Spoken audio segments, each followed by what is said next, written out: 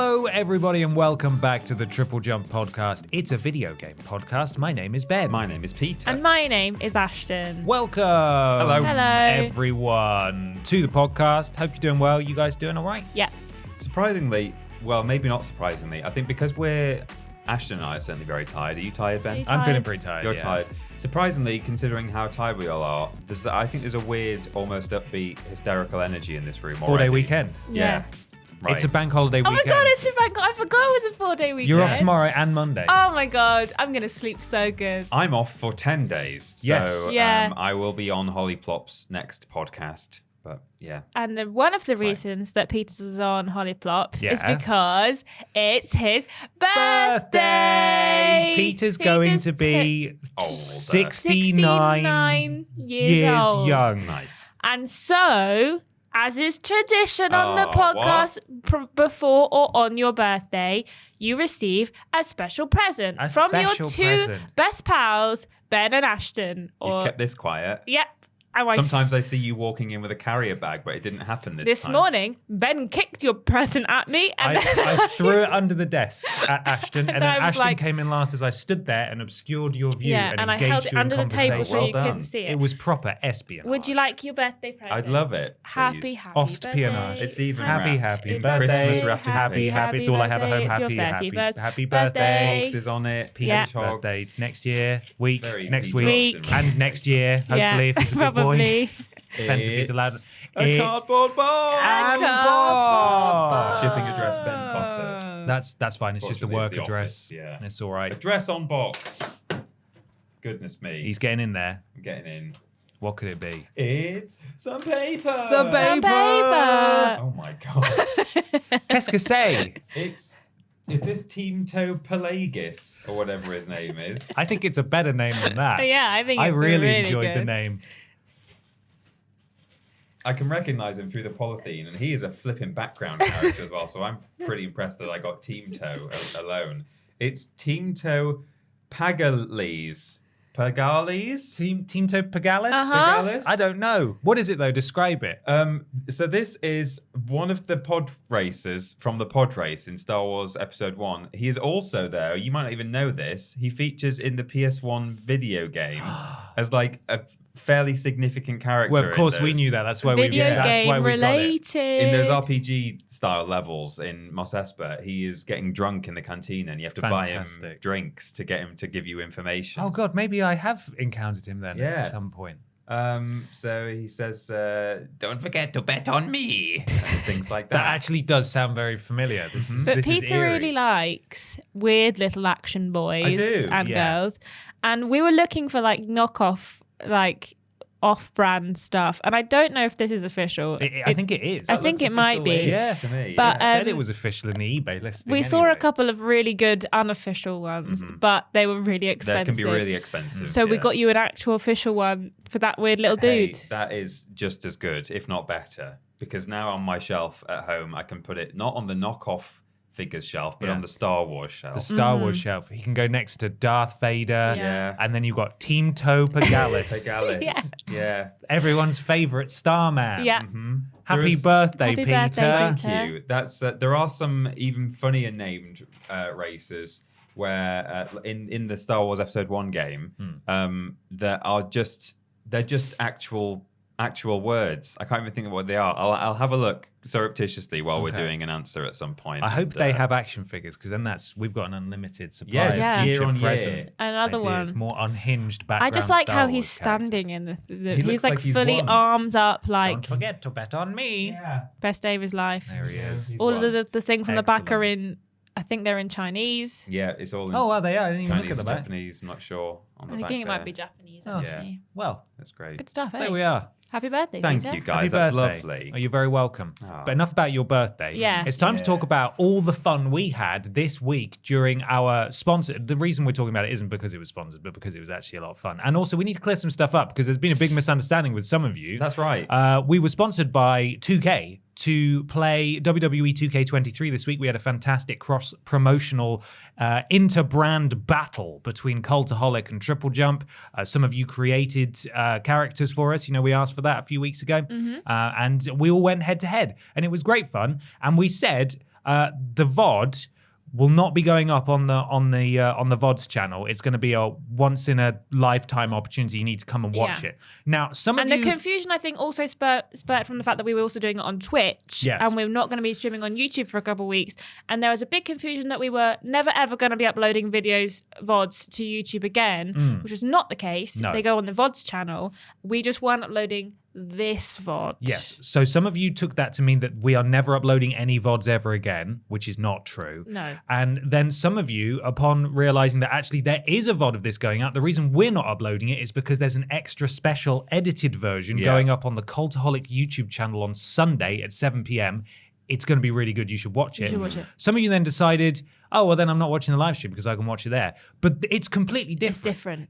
The live stream version was with all of us sat there. You could hear us. We were mic'd up, having a good time. This version's an edited version where there's going to be no people. You can't see us. So if you missed the live stream and you thought, I'm just going to watch the VOD, you missed out. You missed out. The VOD will still be good. The VOD will still be amazing. We are all in it. Yeah. But not in live form. Live action. No. No, it's going to be pay-per-view style, very exciting with all sorts of wonderful promos. And Yes, backstage shenanigans and pre-filmed bits. It's going to be really good. So check that out on Sunday. Thank you to all of you who came along to the live stream, and we're sorry for the confusion. There was a lot of you, to be fair. The VODs channel will continue to be operational. It's just this one And because it was always going on the Cultaholic side. I now feel that I should say, given that that sort of confusion so easily happens, it's not actually going to be pay-per-view. No, it's not. It's pay-per-view style. Pay-per-view style. Edited as though it's a wrestling show. Yeah. So don't worry. You're Don't not missing worry. out on anything. It's just one stream that won't be uploaded to the VOD channel. Yeah. Everything else is normal. And while we've got you, Promise.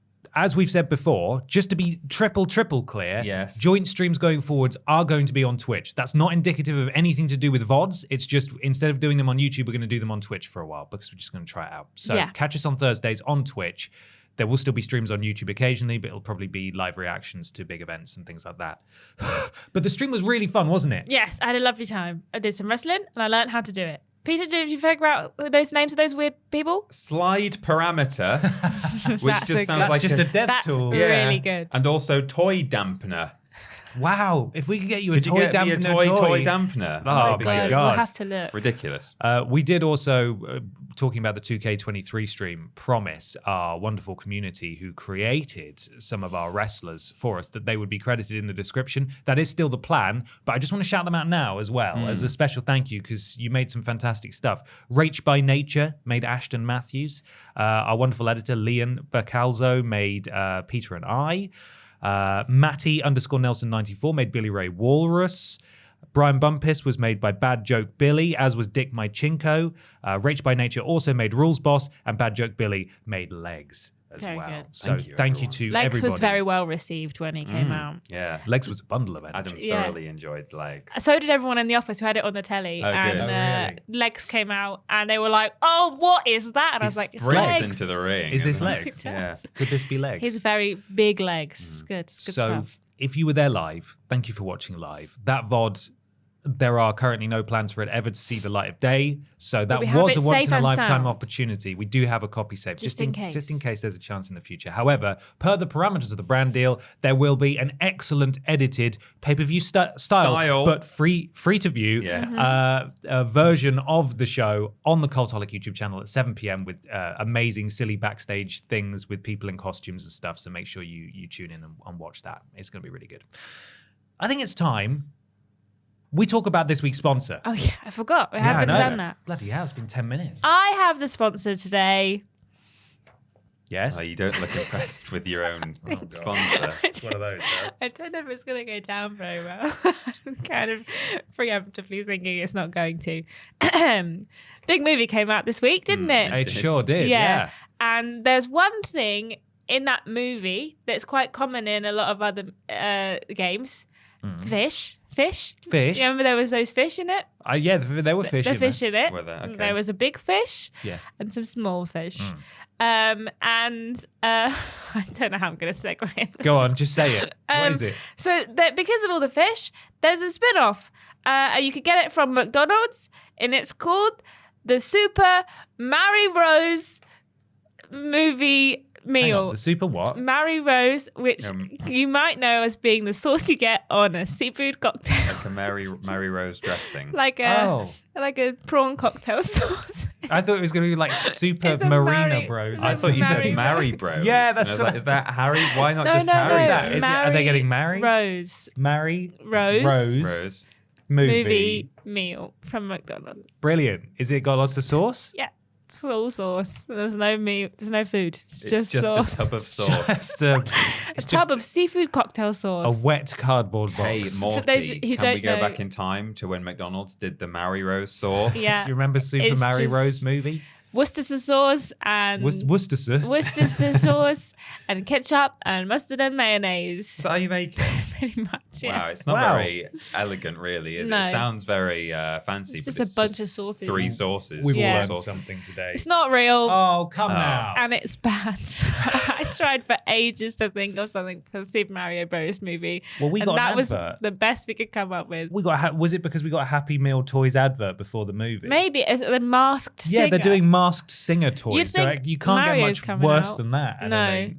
Mario's I'll coming take out. I'll take a bag of sauce. And then at the end they said, "Take it off," and I said, "Now that's who's really grooming our children, Whoa. not the drag queens." Oh my God.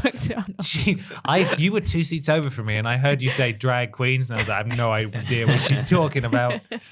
She said it out loud. Are the what's it called? Masked simmer? Hello? Are the unmasked simmer toys? Is what I was trying to say there. Obviously, do they have the celebrity underneath, or is it just the It's costume? just the costume. I don't think you can Wow. even take It the looked costume like, off. It So you looked just can't like take it a off. little teddy bear looking Right. thing, but it didn't even look like that. It looked like a it was printed on the side of 2 bits of mesh and stuck around some. Wow, It was bad. brilliant. It looked bad. It didn't look very good. Yeah. No, we're not sponsored by the Super Mario Rose movie, of course. We're sponsored by our wonderful patrons over at patreon.com/Team TripleJump, where for as little as $1 per month, you can submit questions to this podcast. And there's loads of other tiers and rewards available. Please go check it out, patreon.com/Team TripleJump. Yes. Just like David Lever did. He went to check it out and asked a question and said, "Hello, the Bapinos. Zelda producer Eiji Aonuma," never said that out loud, No. recently Sure. showed 10 minutes of gameplay for Tears of the Kingdom. Or is it Tears? Showcasing Link's new abilities that offer a vast amount of freedom to players in terms, to players in terms of how they play. And then there's a write-up that we've got that we've, I guess, all read. Have we all had a look at that? I'll watch the video. I Right, watched the okay, video fair enough. too. What do you guys think of this level of player control? Do you find it liberating or overwhelming? And are there any games you think could benefit from these kind of play your way mechanics? Thanks, David. Thanks, Thank David. you, David. So in summary, there are 4 abilities that have been introduced. Recall allows you to reverse the motion of an in-game object. So if like a boulder falls off a cliff, you could then like stand on it and then recall it, and it would just follow the same path backwards through the air. Fuse allows you to combine 2 weapons and like gain extra like power and stuff from them. Ultra Hand allows you to combine objects together and make little machines and things. And Ascend allows you to go upwards through a ceiling, I believe. So all kinds of free-form gameplay style things there.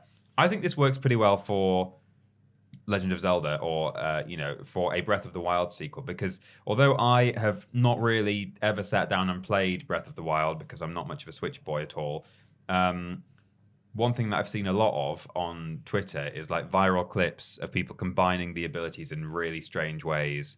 And there's like stuff, isn't there, where you can like freeze something in place and then like whack it loads to like build up the momentum, and then when it unfreezes, it like launches. So Yeah. God only knows what people are going to be able to do by like creating actual machines and moving objects backwards through time effectively. So I think this will work really well, definitely within that series. Whether I think that like games generally could benefit from this kind of stuff, I think it is useful for sandbox games, surely, but it's not necessarily something that you should be doing in every game. If you've got a relatively serious first-person shooter that is, designed to be linear, you don't then want to be introducing a whole bunch of mechanics that allow people to do crazy things, it means the developers are going to have to be careful with the limitations they place upon people. You don't want to like limit things too much that these new abilities are kind of dampened and you can't actually get that much out of them. But equally, if you just allow people to use them in any which way possible, it can get game breaking. So it's probably quite a difficult thing to do, to introduce all this sort of stuff and then still have a game that runs reasonably well and doesn't allow you to kind of cheat your way into ridiculous places or do silly things. But I certainly think Zelda will benefit from this. But I don't know to what extent we should see more of it elsewhere. Sandbox games, I think, is the best place for it. I agree. The ease of it looks really good, but also part of me is like, these people know how to do it because it's their mechanic, so it might be a little bit more kind of finicky in like regular players' hands. But things like being able to combine a monster eye with an arrow and make a homing arrow and put an explosive thing on your shield, so if you shield bash someone, they also take explosive damage. I like that. I think it's great. I much prefer it to like 2 bits of stick, a nail gun, and a bit of gunpowder. Make a gun. Congrats, you've made a gun. And I think it looks easy and it looks like fun. And it also, I like the fact that you can have vehicles, because if there's one thing that annoys me about open world games, it's all the traipsing around you have to do. And it's one of the things that put me off the first game, was just the fact that I felt like I was just aimlessly wandering or riding my horse around and not really sure what I was doing. So if I can get a little hovercraft, buzz around, brilliant, love that. Also, given what we know about the kind of the layout of the world being the different sections and like broken up space, flying, Floating island. thank you, that's what the phrase I was looking for.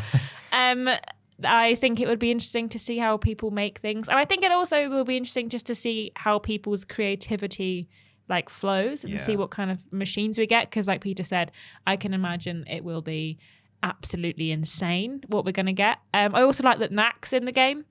Have you seen that? No. Knack. Knack. Off of the Knack game. Knack is in the game. Actually in the game. No, so there's Stop this it. big, like, huge monster that's made out of, like, cubes. Bits. And when Oh, I I didn't see first that saw him, I monster. was like, that's Knack. That's Knack. Does he talk like this? Knack I is don't know back. if he does, but he's Oh, a boss man. fight. But no one seemed to be talking about it. And I saw a Why picture is no one and I was talking about like, Knack? Yeah. Mark Cerny This sat there guy at home is Knack. smashing on his desk. That's Knack. I made that. But then I did also see an article, like, just I was like, where's someone talking about it? It says people think that Nintendo have stolen a PlayStation classic character. And I was like, bloody Knack. I know Knack when I see him. I like how even when Nintendo steal Knack and put him in like one of the most anticipated games of the year, people still aren't talking about Knack. No, exactly. But I think it looks really interesting. And will it convince me to play the game? Probably not. I really want to be interested. And I see, every time I see clips of it, I'm like, yeah, cool. But I haven't played the first one, and I don't want to have to traipse all the way through the first one before the second one comes out. So I hope it's good. And I think that a lot of open world games could benefit from this kind of creative freedom that it's given the players. So, yeah. Yeah. This is, as I've said a few times, I really want to be part of the cool crowd this year that actually gets excited for and plays the new Zelda. I think it looks great, but if I'm being completely honest, the amount of freedom it's showing me is scaring me because I Yeah. know that I'm going to use a fraction of these, and if it comes down to it, I probably won't use them at all. Maybe I'll experiment a few times with trying to build a hovercraft. Yeah. I can only fall to my death so many times before in fact, I know you have a little paraglider, don't you? So it's fun. In fact, I'm surprised that people are talking about Nintendo stealing Knack I'm going to find a picture. from Sony and not stealing the falling from higher up levels to lower levels stuff from Gravity Rush, because that's what that reminded me of massively. I'm being facetious, obviously they haven't stolen anything, but it looks awesome. And that was my favorite part about Gravity Rush, was like when you're on these higher floating areas, you can just leap off the side and just free fall all the way down to another area. That looks really cool. I'm a big fan of that. I really liked the power up, what's it called? Ascend, that lets you just go through the roof of a cave and come out on the top. That's brilliant. That's going to save me so much hassle, because I know the only time that I will end up creating vehicles is because this is how I played Skyrim. This is how I played Death Stranding. This is how I play most games that say you have to climb all the way to the top of this thing. Let's see him.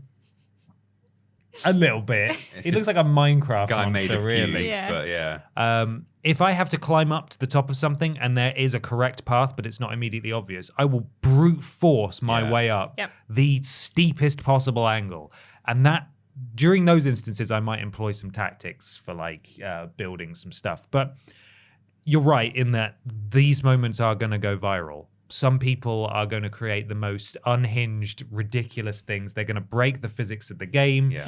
And that was what was so brilliant about the first game, I feel. One of the many things that was so brilliant about the first game is that Nintendo didn't seem to want to put a limit on or even patch out some of the what in most games would be considered an exploit, like being able to fly across most of the map just by abusing the physics that they've given you. Yeah. So I don't even know, from a development standpoint, I don't know how you can even begin to sort of child-proof your game Yeah. from people Yeah. that are going to make the most absurd things imaginable.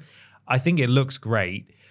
I am a bit scared about the amount of things that I'm going to be faced with in the game in terms of how do you want to traverse it, because I might just go with the path of least resistance and pick the simplest option, which then I feel like I'm missing out on big portions of the game. Yeah. Which is, then I'm getting FOMO in a game that I'm actively playing. But it looks phenomenal, and I can't really, as you guys have said, I can't really think of a specific game series that would benefit from this, because I think in any other game series, it would probably profoundly break the game having this much freedom. Yeah. So it's difficult to say for sure. Maybe like Just Cause, where they actively want you to surf on top of It jets reminds and me of stuff like the rocket, like the little jets you can attach on to things cows and things. Yeah. So, hey, it hasn't made me any more excited, but it sure has made a lot of other people excited. So, will any of us play it when it comes out? I sincerely hope so. We'll give it a bloody go. I really want to. I couldn't get into the first one. I really want to try and get into this one. You know what could have benefited from this if they were trying to stick with the "isn't it silly" vibe? Saints Row. Yeah. They could have put all Yeah. sorts of fun, wacky That game is things. broken Magic. enough. Yeah. Well, they, yeah, don't, they don't imagine. care about You fixing could that. almost do half of these things just by Yeah, playing true, the game. true. So Ascend, you could definitely accidentally jump. out of a Yeah. building. Yeah. Yeah. What's your favorite power up? What's your favorite new power? You excited? Yeah. You gonna jump off a tall height? What did you call it, Ashton? A sky? Are you gonna jump off one of those and free fall all the way down to the ground? Yeah. Let us know in the comments. It's time for a segment now. We've not done before, but it's the first podcast in April, and we thought, let's try it. New month, new us. It's called What We Playin.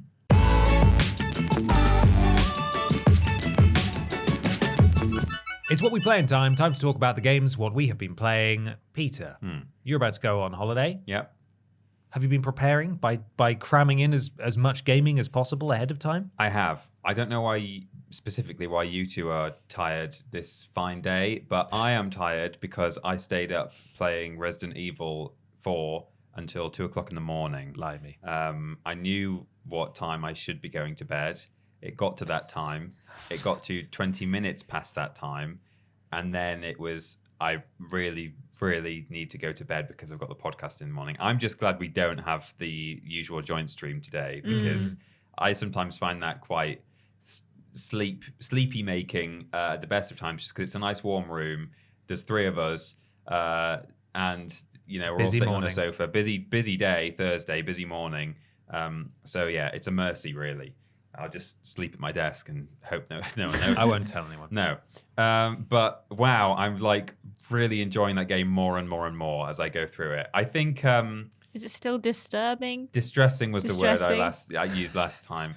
I think it's not quite as distressing or as kind of intense anymore. I think it probably came into my life despite me being really, really excited for this game. I think it unfortunately arrived exactly at a moment where I was like not in the best state of mind. I went like through a brief like couple of weeks recently where I was like feeling really kind of down in the dumps and stuff. And then I'm sitting down already like not in the best mood. And then there's just like people really trying to like violently murder me. The game is harder than it was in the original just by its design. They don't even have the common courtesy to speak English. No, to they you don't. either. Coming over here to Spain, speaking Spanish in a Mexican dialect, apparently. People really? say, yeah. Oh, okay. So yeah, it was just quite intense, and it was a lot. And I was like, why am I not enjoying this quite as much as I thought I would? But now I'm in a much better place, and I'm feeling much better about that game. I found it really satisfying, as I always do in that engine, to just slowly like tick off treasures through the map. And you know, it's all in a way, it's quite a minimal engine and like interface, and it's all very neat and tidy. And to buy the treasure maps and see all these treasure markers around in these little offshoots and side areas and things, I've just found it so nice to feel like, yeah, I've 100%ed that. And there are moments where you'll pass the merchant in a place where you've been past him a couple of times in either direction, and he will suddenly say to you, "Oh, stranger, make sure you tick off any errands," if you know what I mean. You'd hate to wonder what if for the rest of your life, and that is basically code for you will not be returning to this area. And sometimes those areas are huge. Like they've really innovated on some of the parts of the original game. Like there's a bit where you go on a lake with a boat, and originally there was pretty much just like one or two places to get off this boat, but now there's like loads of treasure and like little areas and things, and there's a lot to do there. And so the lake and all its offshoots is actually a pretty massive part of the map. And that is one of these places where then when you're done there and you head past the merchant, he says like, you won't be returning here. And that is a lot of stuff if you end up like missing out on it. So I'm glad they give you a warning. I tell you, like that would be really frustrating. But they also, I'm almost doing a little review here, but they've also added all these little side objectives that weren't in the original game. In the old one, there was a moment early on where you would see a little poster on the wall that says, please shoot all the blue medallions that are hanging up in this area. And there were like 5 of them. And you would do that and you would hand it into the merchant and he would like give you a reward. And that was pretty much, I think that happened once more, but that was basically the only side mission you ever got in the game. And now they've taken that mechanic and just like added a million of them. So you'll be told to like, oh, bring me a special like golden egg laid by a chicken. There's like a wild dog in the village area. So can you backtrack and go and kill this dog for me? Oh, there's like mini bosses and stuff. So it's really cool. And there's just so much to do. So yeah, that is why I ended up playing it until 2 o'clock in the morning. And I'm glad that I've got the day off tomorrow before I go away for my birthday to just play that game all day, I think is what I'm going to do. So. Nice. I have a question for you, Yeah. and I think it's going to make me look really stupid because when I asked my boyfriend about it, he told me I've been pranked. I saw something online that was Leon and other character I don't know who was like chained up and he was shirtless, and I was like, what is this game about? I don't know what this game about. And everyone was like reacting like it was not like just in the game, and I don't know if I was being pranked. Is that in the game or is someone pranking me? Because it wasn't on April Fool's Day, it was before that. Well, he And they does don't get... do pranks on it. No one ever pranks any other After day. that. He does get chained up with a guy called, was it a man Yeah. called Lewis? I don't know. Well, his no, you name wouldn't know was. his name, but the guy is called Lewis if it's the guy who I Right. think you're talking about. And they get chained together pretty early on in the game. And he's not shirtless. But at no point are they shirtless. I don't know if Okay. shirtless is an unlockable outfit I or if don't someone know. has just like Modded already it. modded the game. well, I've seen that people have modded that Leon can be wearing a crop top for like the entire game. Right, well, if they've already modded But, that, then That's not a prank, Ashton. But That's I just in said the to Ben, game. like, oh yeah, I saw that they were like shirtless and like chained up, and he was like, what are you talking about? And he was like, that is not in the game. And I was like, oh, maybe it's in the new one. And he was like, I don't think it is. apparently people are already modding out all the yellow paint on like the Yeah, boxes I and saw stuff that. and the windows. That which was is the weird news that was sent to us this It week. was apparently. actually. So he's not shirtless in the game. No. Well, Okay. again, it might be unlockable as an outfit, but I don't think it is. But yeah, I guess it's modded. Okay, But they do get chained together at one point, cool. and then they have the sex. No. No. No, they They don't. don't do Didn't that. look nice like No. that. Ashton, what have you been playing? I've been playing more Chia. I love that game. It's so good. It gives me the happy feelings. I've just been running around like getting all the bits off the map, all the collectibles, all of the like customizable things, all the chests. I've been having a great time. There's nothing in that game that is hard. Like it's just easy going. Apart from there's a diving board, like a diving mini game. and just really hard. And I can't get it. So I have to get gold on all of the races and the diving boards and some other things. And the diving boards are my nemesis. I jump off and I'm like, cool, I'm doing a really good job. Then I get a bad landing because she goes in like belly first. But I'm enjoying it and I really like the game. And the story doesn't seem particularly long. Like it's fleshed out a lot with all of the other side stuff that you can do and all the collectibles. There's like a treasure chest mechanic that you can follow like around the whole map. There's every time you find one, it gives you a clue to go to the next one and the next one and the next one, which is pretty cool. I just think it's great. It's pretty. This music's really good. The gameplay's really nice. The combat is just fun because you can just turn into a lamp and just throw it at a ribbon man and he turns to flame. So that's fun.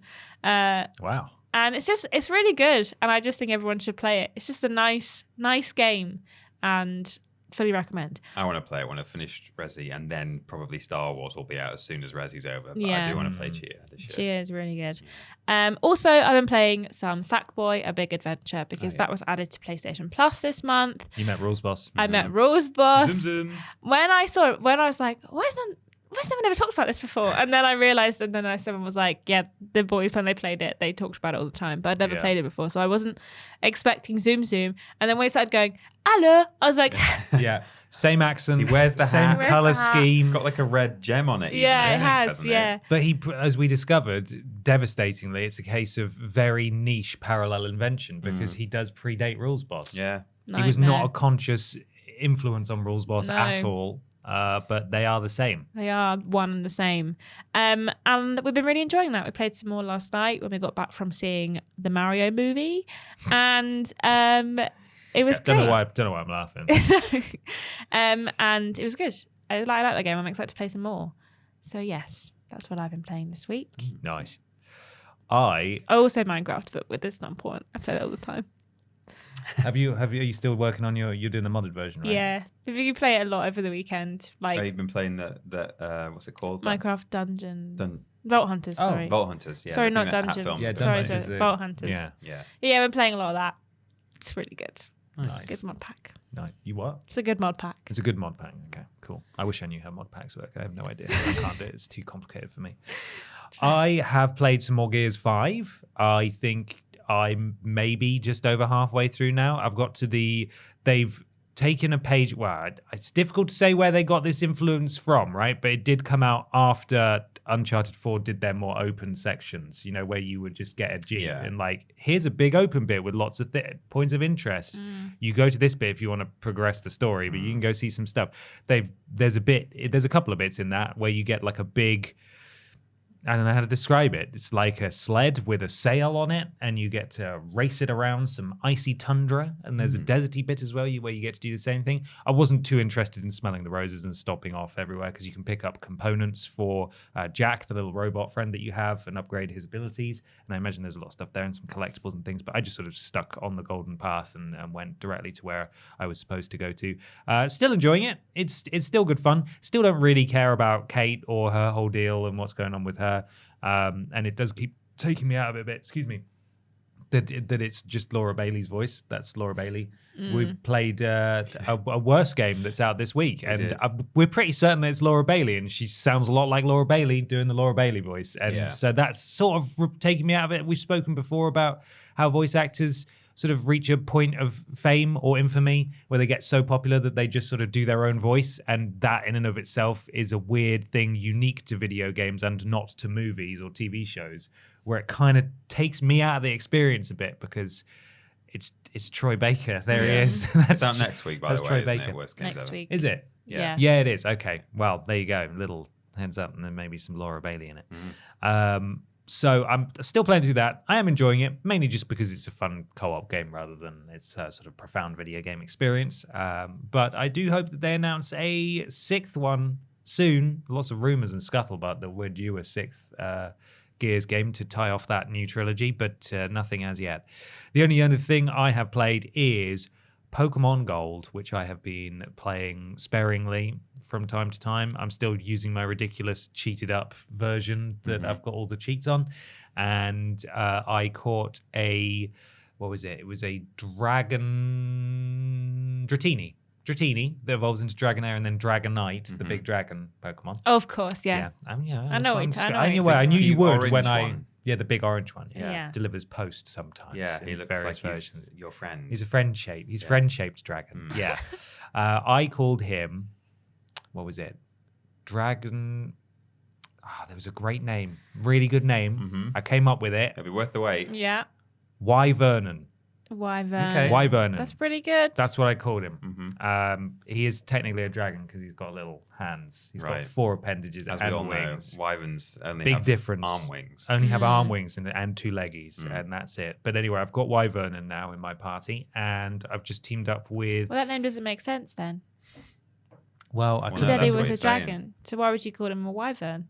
Well, his Wyvern name's is a type of Wyvernon. dragon. His name's Wyvernon. Yeah, but he's not. But Yeah, that's a pun on adjacent. wyvern. It's dragon adjacent. Should have called him Dragvern. You know what? I will go to the name rater in Goldenrod City, Ashton, and I will call him Look, you don't have to, but Dragvern. just saying, like, I didn't say Dragvern is the good alternative. I'm just saying. I'm pretty sure you said You you, just said- liked Dragvern. So I'm gonna go call him Dragvern. Okay, you and then call I'm your gonna dragon text you a Dragvern. picture with me with a thumbs up saying, "Look, he's called Dragvern now." Cool, I Is look that forward to it. okay? You will hear Is that Ben okay? 2 seats away in the cinema shout, Dragvern. Yeah, you're like, what the hell is he talking about? And I've just helped out Lance, super cool Dragvern trainer Lance, wipe out Team Rocket being naughty boys Whoa. in the city. So having good fun with that, but just playing it here and there before Betty buys. And that is mainly what I've been playing. However, this weekend I'm going to be playing some PSVR 2.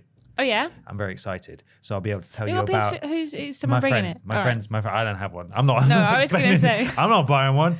But I will hopefully be able to play the Horizon game a little bit. So Oh, I'll tell yeah. you. I'll tell you how it is. Sad face. But only once I've called him Dragvern, right? Ashton? Yeah. That's what you've got to do when you get home. Yeah. It's time The for another question question. two now comes from Johnny Dibble. Hey up, Bappers. Hello. What upcoming game release are you most worried about? I'm a big fan of the Skate franchise, and after years of waiting for the next gen follow-up, EA have kick flipped it up by announcing that will be free to play, which fills me with dread. Hopefully it's good and I'll eat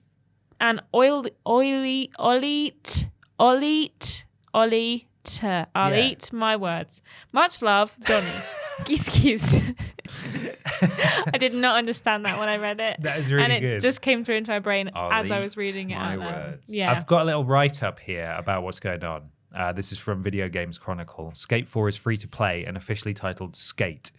EA has announced that Skate 4 is officially called Skate and that the game will be free to play. The game, which will release on PlayStation, Xbox, and PC, will support cross-play as well as cross-progression. Whether the game is current-gen or will receive last-gen versions is unknown. Revealed as part of The Boardroom, the game isn't technically a sequel to the 3 Skate games released in the Xbox 360 era, but rather a platform that the team plans to expand for years. The game takes place in a Sad. new city known as San Vansterdam, which is What? Hang on, which is in the set. Can we have a little respect, please? Which is in the same universe as Skate's San Vanalona, I think. Right. As part of explaining the free-to-play approach to Skate, the team were quick to claim that the game won't feature pay-to-win mechanics or any map areas locked behind paywalls. Paid loot boxes also won't feature as part of the game, and any microtransactions will be primarily cosmetic in nature. EA is currently holding a playtest for the game. There's the link to that article is in the link down below if you'd like to find out more. What do you think, Peter? Well, I was pulling sour faces for most of that, especially when you said San Vansterdam. San Van Wyvernon. Stop it! It's a good name. But it sounded not good that they've created a platform and we're just calling it Skate and it's going to be free to play. But actually, at the end there, when you said there won't be any loot boxes and it will all be, did you say it'll be cosmetic? Primarily Primarily. being the optimal word there. Yeah, true. Primarily. So, I mean, it could be worse, but still, I don't like that this is the way things are going. And my answer actually relates a little bit to that model. So I'll get to that in a moment. But that doesn't sound great. But then I never actually really had the pleasure of playing some of the earlier Skate games or any of them. I have sat down and got hands-on briefly with like 1 or 2 of them, but I wasn't like a proper Skate player. So, I'm not too precious about it, but it is just a shame because I think a lot of people were excited to hear that there was a new one coming out, and then this is the way it's gone, which, certainly helps the publisher and they all like it. But are there actually that many players who hear this news and go, yeah, Get in. there must be some. It's really hard to remove yourself from the bubble that we live in. Exactly. But there are people who will buy a console and then never have to pay a penny for any game ever. They could realistically play free-to-play games until the end, until the servers are turned off. And that's all they need. So maybe. And I suppose in this sense, you could then say that this model serves a purpose. I mean, they're not doing it altruistically. So we want to create a game that people with limited budgets can play. EA. In this cost of living crisis. Yeah, but so in lovely. the cosy lives, we want to give. I hate that. Lives. But all the same, I suppose it has its benefits for, especially like if you're a parent and you've got a child who really wants a console, but you're like, I don't know if I can afford to keep buying 70 quid games, then you could at least try and get your kid on Skate or something and tell them not to start buying caps and trousers in game. Just you try and stop me, Mum. I'm going to buy all the I've got caps your and credit trousers. That's what skaters wear, caps and trousers. And that's it. Quite famously. Yeah. Just like Leon in that game, right? Yeah. He's chained up. Just a cap and some trousers. Obviously in the game. Before we get to the actual answers to Johnny's question, what do you guys think of the Skate thing? Well, recently, Disney Dreamlight Valley, which you guys know I really like, has introduced a more obvious microtransaction situation in that you can buy this certain currency that you get for free sometimes, but not in very large amounts, to buy cosmetic items for your house or furniture or for your character. And I saw that and I was like, do not like, because to me that is a sign that it's just going to get worse. And I know that we get a lot for these free-to-play games like Disney Dreamlight Valley. I've not paid a penny for, and it gets updated all the time, and there's new characters they're bringing in, but it's also in early access. So part of me is like, cool, great, another free-to-play game, but also every other part of me is like, alarm bells start sounding, like it's only a matter of time, it's going to get worse. They're coming for Moana. They're coming for Moana. They're going to lock her away. Coming for my wallet. 79. Yeah, exactly. My moolah. But yeah, I do appreciate that it's not, the free to play is both a good omen and a bad omen. Good because you get to play a game and not to pay anything money for it. But bad because you know that it's going to be filled with currencies, and just if there's more than one currency in a game, I'm already checked out. And if I've got to pay for one of those currencies, no thanks. I just don't think it will have a longevity. Like every time we see one of these live service type games appear, we just know that it's just not going to have the longevity that they think they're going to have. It's everyone is trying to do Fortnite. Everyone is trying to pony on in and be like, we're going to do this too, and it's going to be as successful as this.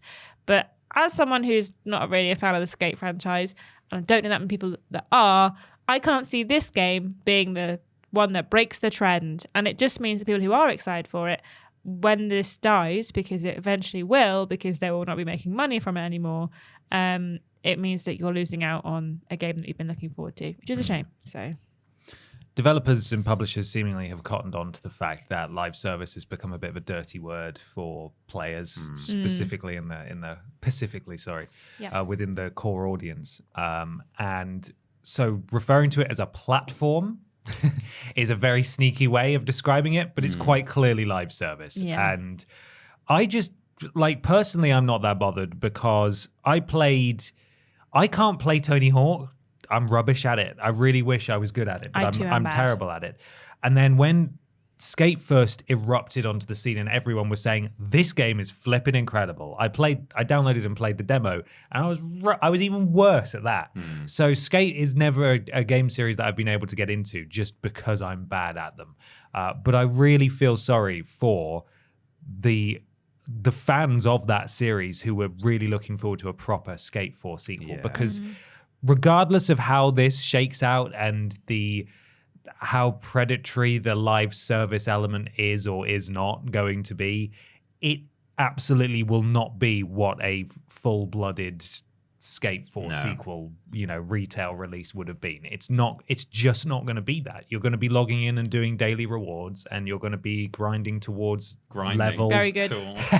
Levels, and unlocking things, and that's going to appeal to some people. But if I were to wager some money on it, I don't think it would last 2 years, maybe, and then it will be gone forever. Yeah. And Skate 1, 2, and 3 will still be there, but Skate, as this is ambiguously being titled, is just going to go, and it's not going to be around anymore. And that's the nature of these kinds of games when they don't pay off. You have to play that weird, like abstract looking, that other skating game. Oh, Remember right. the one? I do, but I don't know the name. What it's called. Or you can play Ollie Ollie World, which is delightful. Yeah. Which isn't a skate was game. that the rollerblading one? No, Oh, it was skateboarding, but they were going through some sort of weird dreamscape thing with like I don't flashing know. lights. I and think I remember. they were Was it at made like of a showcase polygons thing? and stuff? Yeah, it was. Yeah. But Johnny did ask as well, what upcoming game release are you most worried about? I mean, putting aside obviously my Beyond Good and Evil prequel that will likely never happen. I'm worried about that. And I'm also worried about Time Splits 4 generally, because it might not happen, and if it does, it's got to like perform so that they actually continue to make the series if we want to see any more of it in the future. Otherwise, it could just die a death. But kind of more related to Johnny's example, Crash Team Rumble. Don't know how much of that you guys have even seen, but Only the announcement trailer. Yeah, so that was like rumbling away for years and years. People were talking about Wumpa League. It was like being drip fed and stuff, and then eventually they've like finally revealed what people already kind of knew in the sort of Crash community, which is it was like a multiplayer game.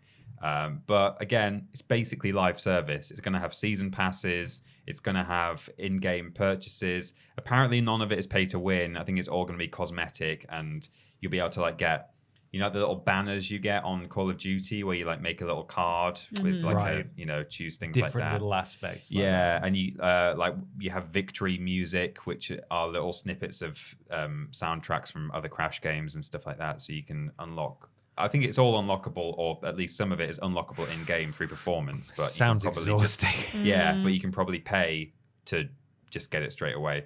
So I don't like that because I like Crash Bandicoot and I don't like live service generally as a model. And I'm also concerned that if this performs too well, they might continue to just keep doing this now with Crash and maybe Spyro as well, if Spyro 4 is ever going to happen. Get your hands off Spyro. Get your hands off Spyro. Yeah. Or if this performs really badly, they might go, oh, I guess people don't like Crash and Spyro anymore. That's exactly what I was about to say. That is the real risk with these things when they take huge gambles and invest loads of money on things that don't work with a popular property. It's never the genre's fault. Doesn't seem like Crash is people just aren't responding well to Crash anymore. Yeah, so whereas if guess they we'll released shelve Crash that. 5 or Spyro 4, people would lap it up like they have done with all the other ones that they've done recently. So it is very much like, well, you didn't buy it, which means you don't like the topic, not because we made it live service. Like, that wasn't our fault. It's That's your fault. It's your fault for not playing our bad live service game, your actually. fault. So that's my big concern with Crash Team Rumble. Not just that I won't like it, but that some bad business decisions might be made off the back of its success or failure. Yeah. Either one could prove bad for people who just want to see another linear Crash game. So there you go. Ashton, have you got any games you're worried about? Yeah. I mean, I feel a bit like I've been scorned in the past for games I've been excited for. Like, for example, not Suicide Squad, I meant Saints Row, because that was a game I was really excited for, then it was bad, but I still enjoyed it. Hey, sue me. So did I. I enjoyed it too. And I'm worried about Suicide Squad Kill the Justice League. I was really excited for that, and now I feel fear, and then they've pushed it back again. Yeah. And I'm like, uh-oh, bad things are happening. Not good. So I'm not excited. I'm not excited for that game to come out anymore. I am tentative at best because if it is a live service game, it is a live service game. I will be sad, but I will give it a go. But I will not pay for it very much money. If they try and charge me 60 quid for it and then make it a live service game, bin, straight in the bin. Not even going to bother. Yeah, Crash isn't free to play either. No. I don't think. You have to exactly. pay for it as well. Yeah. So you pay for it once and then they want, hey, Give more. Also, I'm worried about Spider-Man because I know that it's like on the horizon and everyone's talking about it, but we haven't seen anything for it yet, and we haven't heard anything. We've got a vague possibility that it will be in September time this year, and we don't know how it's going to play. We're going to have 2 Spider-Mans. What is going to be the mechanics?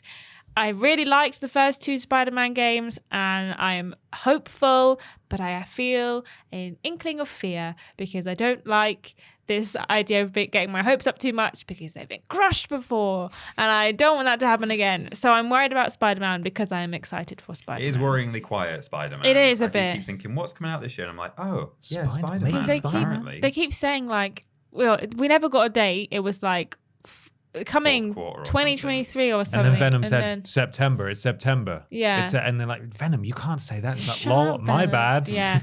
But then there's like all these little things of like leaks and little tidbits that keep kind of coming out that someone accidentally said in an interview or left in a letter that it was going to come out. Or they put it on, people are weird. They went on someone's LinkedIn page where they'd put like, working on a Spider-Man due out full whatever. And they were like, that must mean it's true. We've done it. So I feel fear that we haven't heard much about Spider-Man. We haven't seen much. Maybe they're doing the good thing, which is the game is almost ready. Here is a trailer for it. It's coming soon. But I'm not used to that, so I feel worried. Big rumors of a PlayStation showcase this summer. So hopefully that will be where we see it. Yeah. Hopefully. In detail. Because that's the only game I'm looking forward to for like this in the second half of the year so far. So best get giving me something to look forward to, if you wouldn't mind. Thanks. Your turn. My turn.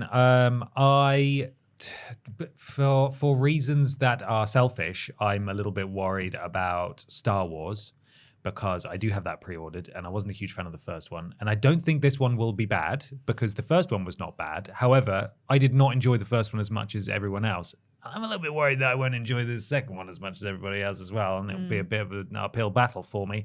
But Why have you pre-ordered? because I had a voucher, I had got 10% off. so Good, I thought there was voucher. nothing Just else. thought, I like, it's wanted to not. pre-order. You don't pre-order that Yeah, you often, don't. but like, No, I you don't. need to pre-order Star Wars. Yeah. Of I all pre-ordered Star Wars digitally. I share my account with a friend, so I was able to cut the pre-order cost in half and then get 10% off. So it just enough. felt like there was nothing else that I could pre-order that I was remotely interested Yeah. in. So I just thought I'd Fair. give that a go. And so yeah, all the previews that have come out recently have said that a lot of the problems that I had with the first game have been fixed for this game, which is very good. But I'm still a little bit worried that I'm not going to get my money's worth out of it, enjoyment-wise, even though I have not spent a lot of money on it. Similar reason for Final Fantasy VII Rebirth. Is that the second part? Or is it Reunion? Or is that the third part? Don't know. I don't know.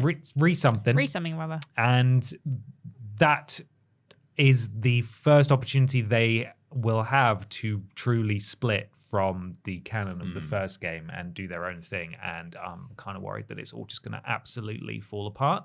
How much of the world are they going to cover? Are they going to cut huge chunks of the original game out because they only covered a little bit of the original game in the first game and then massively expanded upon it? So how do you do that with the entire open world map, which they're now going into? I do not know. I'm a little bit worried. I'm confident that I will really enjoy it, but I'm also a little bit worried that it's going to be bad. So that's my main pick, I would say. Second selfish pick is Zelda, though. Interesting I'm not going to like it. None of us mentioned Starfield. I think because we all think it I might just be don't know bad. what to expect. For No, that, me so neither. I can't No. really be worried about it yet. Yeah. I'm expecting a baseline level of quality that we've come to expect from Bethesda RPGs, which is kind of doesn't really work, but you're right at home because it feels like all of their other RPGs. So Yeah, you can true. just settle right into it. Well, that's also why I'm not actually worried about Star Wars as such, despite being a fan. Like, I'm going in with my expectations on the floor because I didn't like the first one that much, or I certainly didn't love it. So therefore, I'm not worried because I don't feel like it could disappoint me because I'm already expecting to be disappointed, if that makes any sense. Right. Like, I don't have any high hopes that are going to be crushed. My so- expectations are low as well for that reason, yeah. but I'm still worried. Will I hate it? I hope not. I like the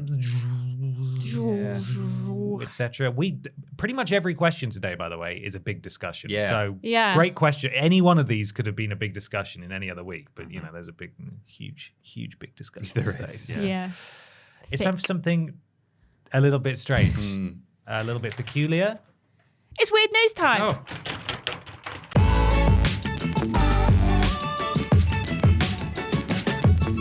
It's weird news time. Time for some weird video game news. Remember, if you want to submit some weird video game news to us, you can do so on Twitter and Facebook by posting it under the relevant post. If you want to guarantee a shout out at this point in the podcast, though, you need to go to patreon.com/Team TripleJump and join us at a certain tier to become a podcast producer. Podcast producer, just like Nathan, GY Goliath, Nexus Polaris, Duncan Wilson, Blake Thomas, Ellie Nicholas, Nicole Hansen, Melody Elbonet. Katie Garrett. and Gabrielle Philipping. Thank you, podcast producers. Thank you very much. What weird news have you got, Peter? I've got a weird news that was submitted to us on Facebook by Jonathan Wong, top fan. Top fan. Facebook says he's a top fan. Jonathan Wong is always on it Always. with the news. This is according to metro.co.uk, written by just Game Central. I don't think they've even credited the specific writer. No, it just says Game Central is the department, I guess. Huh. And it says, Monster Energy sues indie game for having the word monster in it. Oh my god. Now, I was thinking, hang on a minute, is this really old news? No. This was posted on the 4th of April. They've done this before. Do they own the word monster? Well, I guess they've got a trademark on it under the. We know from trademarks, double jump, that they. I can't believe you said that. They are within different industries, so we could have a trademark on triple jump, which I presume we do, and someone else could bring out triple jump soup, and probably there would not be any issue fine. legally. Yeah. So there's like different categories. So I don't know exactly how much coverage Monster have got on their trademark. They're very broad categories, though, so it could well be that the energy drink and video game category are one and the same. Somehow Well, they the do same. also sponsor a bunch of stuff, don't Yeah, they? they do sponsor video games. So Well, that's yeah. why we only say monsties in all of our scripts Yeah. instead of And we're monsters, scared. because we don't want them to come after us. Corporate trademark trolls are at it again as the makers of Dark Deception, Monsters and Mortals vow to fight for their name in court. That's it. That's the name. Dark whatever, Monsters and Mortals. Dark Deception, Monsters and Mortals. And Monster That's have the said logo. that's our. I mean, the Monsters does look a little bit like their logo, but if they won't be suing for logo, will they? Well, no, let me tell you exactly what they're claiming. One of the favorite hobbies of big companies is to sue anyone that sells something with even a remotely similar name to them, often based on merely a single word being the same. There was all that nonsense with Bethesda trying to stop people using the word scrolls, Candy Crush Saga maker King going after anyone using the word saga, and publisher Take-Two forcing It Takes Two to lose its trademark. I didn't know that. No, I didn't realize that actually came to I it. think I don't know if they lost it, but we definitely talked about it. It's hard to say which one is more absurd, but it's probably Monster Energy forcing indie developer Glowstick Entertainment to change the name of its game Dark Deception, Monsters and Mortals. Although the good news is, Glowstick say they're going to fight to keep the name. Not only is it monsters in the plural and only one part of a larger name, but no reasonable person would expect to be confused between an energy drink and what Glowstick describe as a multiplayer horror party game. According to Glowstick's Vincent Livings, oh, that's his name. I thought it was like an estate agent or something. According to Glowstick's Vincent Livings, Monster Energy is also upset that the logo for the game features the colours black and green. Oh, God. That's annoyed me. That's like a Frankenstein's monster staple, though. That's actually Yeah. annoyed me. Because that totally makes it harder to tell the difference between a drink and a video game, says Metro facetiously. Good on Metro. It's well known that Monster Energy is a notorious trademark troll, wrote Livings on Twitter, as first spotted by The Gamer. Unfortunately, they're at it again. For a company that likes to target their drinks at gamers, they also like to try and bully and bankrupt game studios with lengthy high-dollar litigation. I'm going to skip ahead to... Here we go. This is not the first time that Monster Energy, whose parent company is just called Monster, has gone after a video game, as they're the reason that Ubisoft had to change the name of Gods and Monsters to the disastrously unmemorable Immortals Phoenix Rising. Oh, God. Yeah, I remember Imagine I remember thinking, like, why is this game that was formerly Gods and Monsters changed to such a terrible title? Yeah. And it was because What of about Monster. Monster Hunter World? Did they not Well, have to? yeah. Because that's I don't literally know. monster, not monsters. Maybe it predates Monster, and that's why. And maybe you're allowed to, yeah. Why Ubisoft didn't fight them over Immortals Phoenix Rising, considering they're a considerably bigger company than Glowstick, isn't known. But perhaps Glowstick underestimates the task ahead.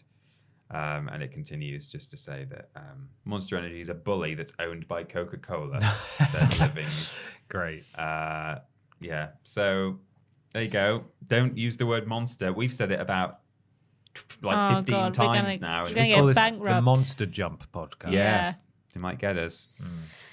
I have some news. It was submitted by Johnny Mac 13 on Twitter. I've noticed that recently I always seem to pick Johnny's news. We just seem to have a connection like that. It's from Kotaku and it's by Isaiah Colbert, or Colbert if you're French. Ooh. It's from the odds and ends section, and I wish it was not. I wish it was random. But it's not. The Resident Evil 4 community is obsessed with Ashley as a cartoon mouse.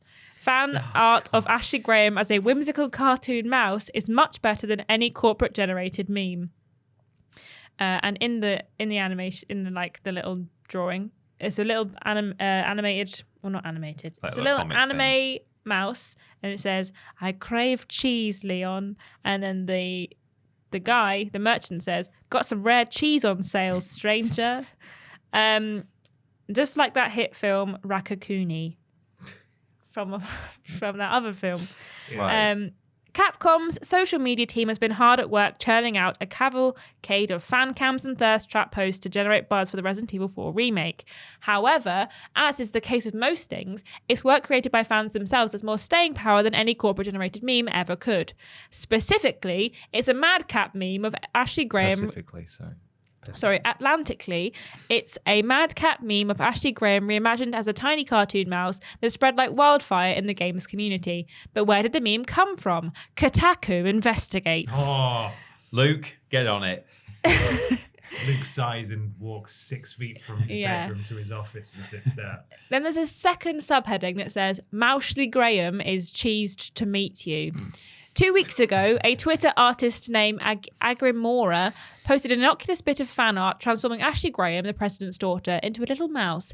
This new Ashley, that's since been renamed Moushly Graham, is drawn similarly to the characters in the 1986 animated film An American Tale. And then the tweet is, what if you booted up Resident Evil 4 remake and Ashley was just a tiny mouse? What would you do? And apparently I've liked the tweet as well because it says I have. Nice. Moushly's temperament is more akin to that of Ashley's 2005 incarnation than the remake's Gen Z Zoomer. Case in point, instead of creepily vying for Leon's attention, Moushly craves cheese. As someone who routinely wakes up in the middle of the night to scarf down a handful of shredded cheese, I can relate.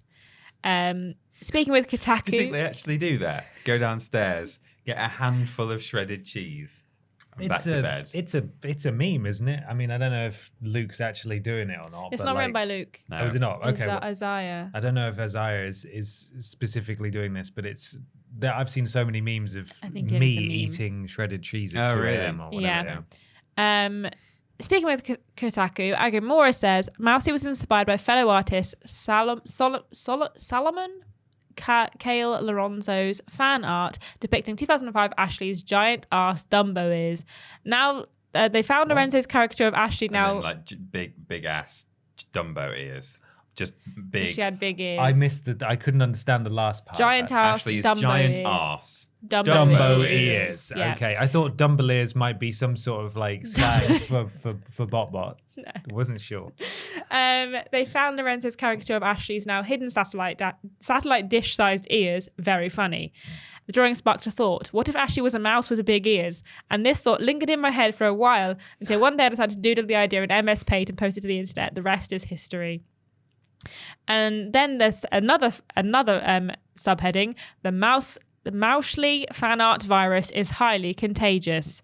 Turns out, like the domino effect meme, Agrimora set the Resident 4 fandom on a course of creativity no one could have anticipated. Like a swarm of ratties exploding out of the basement cellar in A Plague's Tale, a legion of Twitter artists created their own version of Moushly. These permutations of fan art included cosplay, sprites, and a mod for the PC version that perches Moushly above Leon's head like Remy in Ratatouille. You can pretend you're actually playing Mauschly controlling Leon. That's the beauty of video games, the mod description suggests.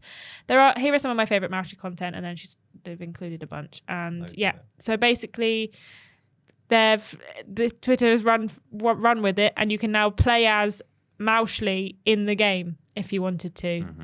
So there. Excellent. I did see a tweet yesterday that said, imagine spending tens of thousands of dollars on trying to market this game, and then like just someone on Twitter opens MS Paint, draws a mouse, and that is how you go That's viral. what does it. They've also, the Resident Evil Twitter replied with a mouse and a cheese emoji, and has since been inundated with other such videos and pictures of Mauschly. Seems innocent. But because it's the internet, I think we know that there's probably an underlying layer of filth to this, right?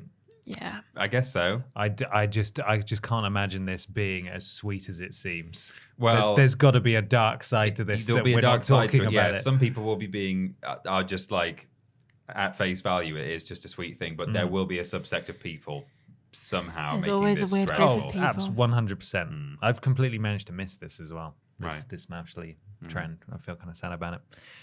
I've got some weird news courtesy of Cameron J. Keywood on Twitter. And that weird news is from Pushsquare.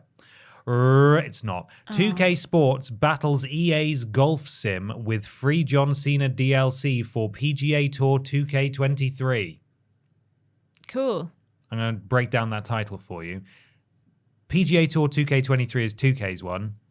And then EA has whatever they call it. It used to be Tiger Woods. And then it was Rory McIlroy. Yeah. And I don't know what it's called now. John Cena's. John Cena's PGA Tour. But John Cena is coming to PGA Tour 2K23. EA Sports PGA Tour releases next month on PS5, bringing genuine competition to the virtual golf space for the first time in decades. And how has 2K Sports decided to combat the impending arrival? It's adding 16-time WWE champion superstar John Cena as free DLC. Presumably, this is the publisher recycling the character model. It's already built for WWE 2K23. Cynical, but true. Michael Jordan and Steph Curry are already available from NBA 2K23 after all. Does John Cena doesn't play golf, No, but he is there. but they have his model, so they were like, plug Let's him in. put You him mean in. in real life? Yeah. Oh, right, yeah. He might play I golf. don't know. Maybe he does. Can but you be he's too not big to play famous golf? to play. I think he'd break all the balls. They'd go He'd too hit far. them too hard, yeah. Cursed to play a bigger sport. Yeah. The man who will never give up steps up to the tee box, packing long driving muscle. Golf. But how will he fare on the fairways and greens, where precision and skill outweigh power? The press release ponders. Decked out in a familiar red, white, and blue attire, Cena takes on an entirely new challenge amongst the top PGA Tour players on several of the most challenging courses. It looks like that's sort of like a peacemaker get-up. Oh, right. With the red shirt. I He just doesn't assumed dress it like was that like- in wrestling, but that looks like his peacemaker outfit. I see. And then it continues. But yeah, John Cena is coming to PGA Tour 2K23. So if you want to hit the balls really hard with a muscle boy, it's happening. It'll be happening soon. And if you want to learn how to make muffins just like his mama does, watch our main menu episode that went Yes. out on the channel Very good recently. segue. He loves those. He loves those. He loves those muffins. Yeah. Another question now, Peter. Yeah, this is a question from Callum Story, who says, hey, Bap, is actually what Callum says. Hey. Now that major publishers and developers are using other platforms to announce their games, it's clear that E3 cannot return to being the headline event that it once was. This, of course, in the wake of E3 being cancelled this year. How do organizers reinvent E3 to remain relevant and carve out a niche in the now crowded gaming news space? Or has the opportunity to refresh and rebrand now come and gone, leaving the event consigned to history for good?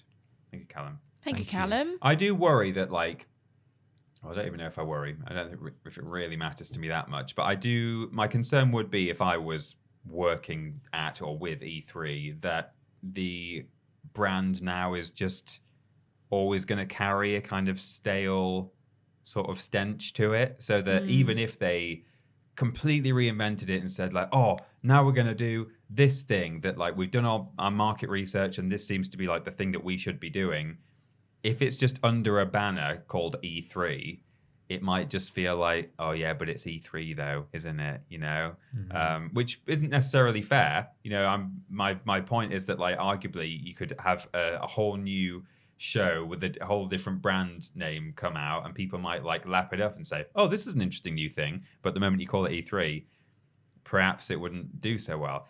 I might be completely wrong there, but certainly I think that's how I feel now when I see or hear E3. I'm like, oh yeah, that thing that's past its best and had its heyday in the sort of the noughties or whatever. So I'm not sure what it can do to refresh and rebound. I think unfortunately for E3, it's kind of just been overtaken now by Summer Games Fest and the Game Awards even. I think Jeff he's got the monopoly now. He's killed it. I really liked when Jeff tweeted just after they announced that E3 was cancelled, being like, I told you should be better. Anyway, my thing's still happening. Yeah, he basically did. Yeah. That was good. And of course, the other thing as well, even if Jeff, something for Jeff to keep an eye on himself, is that it's now just so much easier for publishers and developers, even like small studios, to put on their own showcases, just like do a live stream. Like the technology is just so user friendly now, whereas once upon a time, it was a bit of a faff to try and stream something out to a whole lot of people. But I think everyone, including Jeff, has got to just be a little bit careful that it doesn't just turn into, hey, it's gaming Christmas time again, summer, and all the publishers are going to do their own shows, which is what is going to be happening at E3. It could end up happening kind of year round on maybe a couple of occasions, twice a year.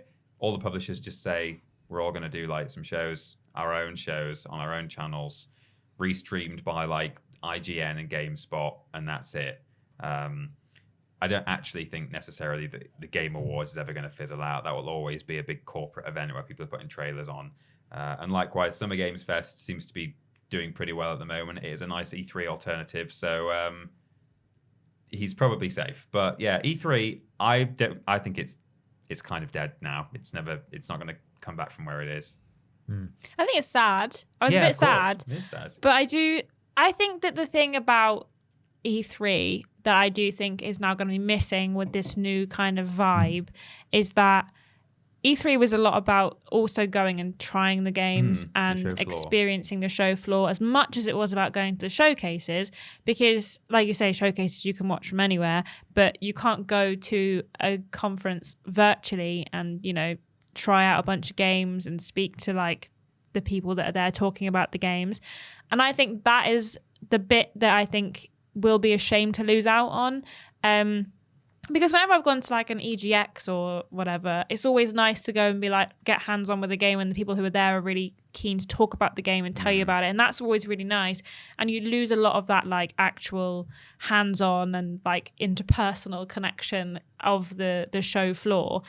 So I do think, like, it's not going to happen, and it does not going to fix it, but I do think that if they could, E3 should focus on being a conference of trials and stuff rather than the showcases, because people still go to things like EGX where there isn't big announcements and there isn't big showcases to try the games. People go to Gamescom, and obviously there is showcases at Gamescom, but not as many as there used to be E3. I know that also a lot of that is location, and it's easier for us Europeans to go to Gamescom than it is to go to E3. But I think it's a shame that now we're just going to go to what will be a whole bunch of virtual showcases. There won't be like events that are held for people to come to. Maybe they'll have like a stage with a bunch of like press, but there won't be Gen Pop in to these showcases really. And I think that's a big shame, because it means that a lot of regular folk will watch from home, and there won't be that community spirit that I think there is at a lot of these conferences. Admittedly, I don't love a conference like this kind of thing, because some people are a bit stinky, and specifically gamers can be a bit stinky. So you have the whole thing of being like going to a room packed full of people that are sweaty, even if you are not stinky. So I don't love a conference for that reason, especially post-COVID. But I do think it is a shame that this show floor will no longer exist. And I hope that maybe if they do come back, that's something that they can convince other big studios to come and do, even if it's not a showcase, like come and put on a bunch of their games and try it out and actually go back to the roots of being an in-person event prior to it being an online event. But given the current state of the world and how much we rely on online events, I do think it will never be the same as what it used to be. And that's a big old shame. So as much as I'm looking forward to a bunch of big shows and Jeff Keighley's face all over my screen all over the summer, I am sad that we're not going to get a lot of the kind of big stage crowds that we could have got at E3. So...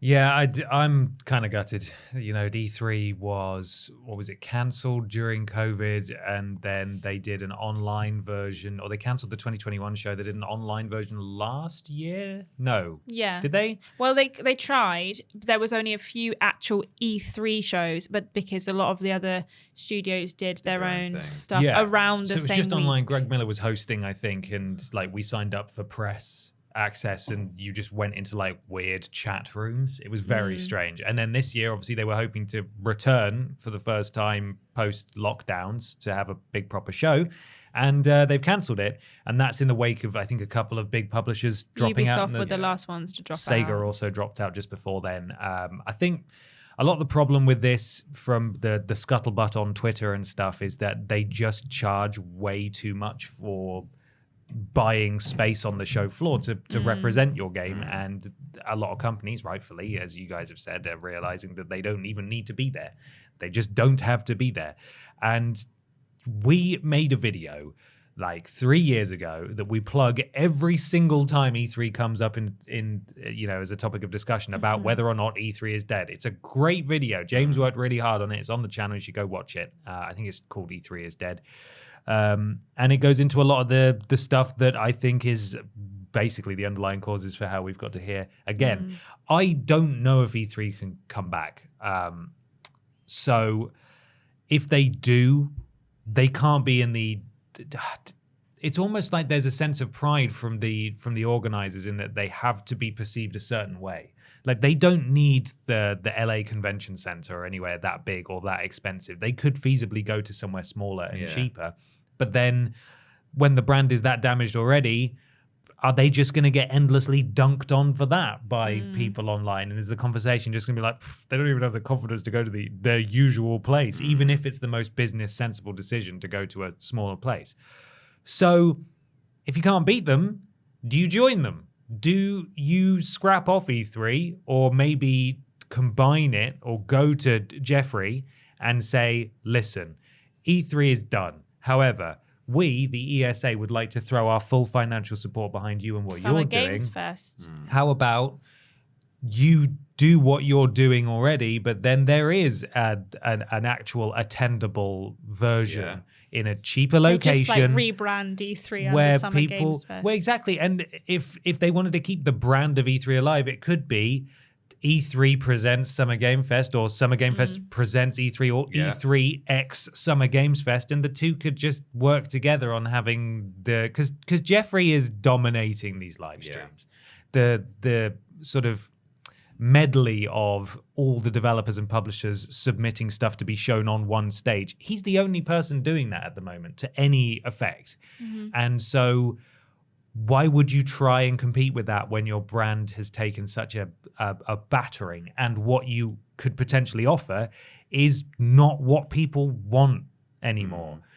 I still want it, because I think we all have very fond memories of E3 week as it used to be, where it would be like, okay, EA's on at like 9 p.m. and then Nintendo's on at 6 a.m. We've got to stay up and watch Sony because they're on right after Xbox, and like, what's going to go on? And, you know, it was super fun watching that. And I'm sad that those times don't exist anymore, but they're just clearly not financially viable. And so why would E3 still try and pursue that level of grandeur if none of the big players are going to be there? It just doesn't work. Just doesn't work. So maybe time for a Avengers style team up. I only hope that someone, whether it's Jeff or E3 or someone or something, continues to do live events that are physically like they have a crowd and a stage and people going out on stage, and it doesn't just become a series of like digital pre-recorded stuff back to back. Because where else are we going to get our gaming cringe? Exactly. From people wandering Exactly. out and being mean You want to lords see and sweaty, awkward executives. people falling over and like tech issues. Don't know what to do with their Yeah, hands. I don't want Yeah. some professional streamer who's really good on camera to deliver things that go into trainers. Pre-recorded. No, Nuh-uh. thanks. I want there to be a trip over on stage. I want to feel the feeling of being alive when someone does something wrong live. Yeah. It's the best feeling in the world. Because it's not me there Yeah, doing exactly. I want to be sarcastic with thousands of other people on the internet Yeah. in the same instance because it. Did he just say his rabbi, Bill Clinton? something Exactly. cringe happened. Well, we don't talk about him actually. We No. don't. Bad man, I He's, think. he's a Yeah. bad dude. Screw Yeah. that guy. Well, there we are. Another big discussion. But now it's time for the actual big Big discussion. discussion. Hello. Before we get into this big discussion, we'd like to pre-warn you Yes. that we will be spoiling a bit of this movie. So if you do really want to see it and you don't want to know what happens, skip the big discussion. We talk about some of the details. Yes. If you don't want those, Skip us. you can't. Don't take the risk. We're Yeah. just giving you a heads up. We're giving you play. We're still talking, so you can stop now. Yeah. Yeah. You've got plenty of time. We are gonna get into it though in a second. If you're watching on YouTube, you can skip the timestamp on screen for the outro because the outro is important The on the outro is podcast. important. It is we give you important. important information for Lots new of things. info. So Yeah. skip Yeah. to that. See you in the outro maybe, but stick around if you want to hear a bit about the Mario movie.